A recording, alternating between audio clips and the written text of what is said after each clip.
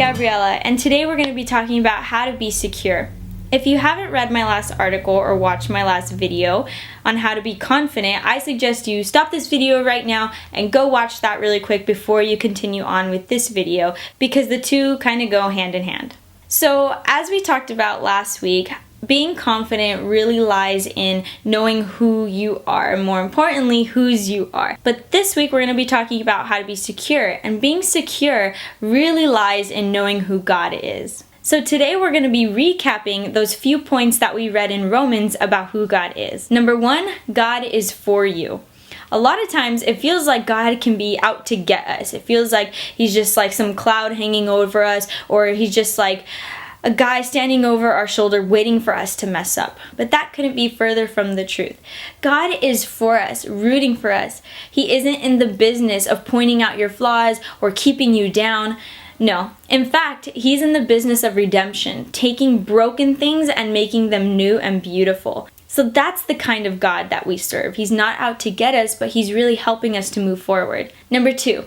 God is giving and self-sacrificing. A lot of reasons why women are insecure is because they feel like they need something that God hasn't given them. But in the Bible, we see that God has given us himself, who is perfect, complete, and lacking in nothing. And if he has given us his very own son, who is complete and perfect and lacking in nothing, then wouldn't he give us everything else that we need? The Bible even says that God knows our every need before we ask. But God still desires us to ask and acknowledge him, because we know that every good thing comes from him. Number 3, God is sovereign. What God says goes. Remember in our article we talked about Genesis. When God said, "Let there be light," bam, there was light. And the same thing goes in Romans when he says that he has given us a right standing with himself. If God does not condemn us, then nobody else can either, because he said that we are made right with him. Number 4, God is ever present, faithful, and loving.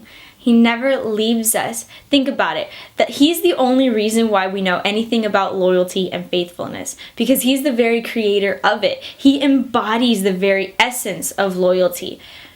So whenever we feel lonely or like we're not good enough or we're going through something really tough, we can always know that God is always with us, helping us to get through every walk of life. Number 5, God is victorious. Remember what we talked about in the article?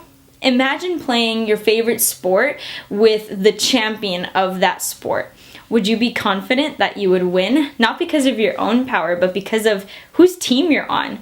It's the same thing with God. God defeated death itself, and he's on our team.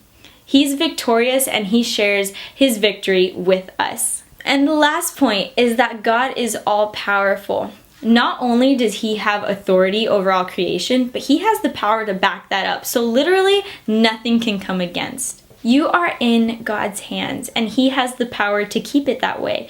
You don't ever have to feel insecure about losing your relationship with God or being out of his will or being out of his hands or anything like that, because he has the power to keep you with him at all times. He has the power to forgive, to love, and to strengthen you, which is all things that he wants to give to you. You need only to trust in him and to call upon his name. And this list doesn't even do him justice. There is so much more to learn about our amazing God, and I encourage you to take up that challenge and find security in learning more about who he is.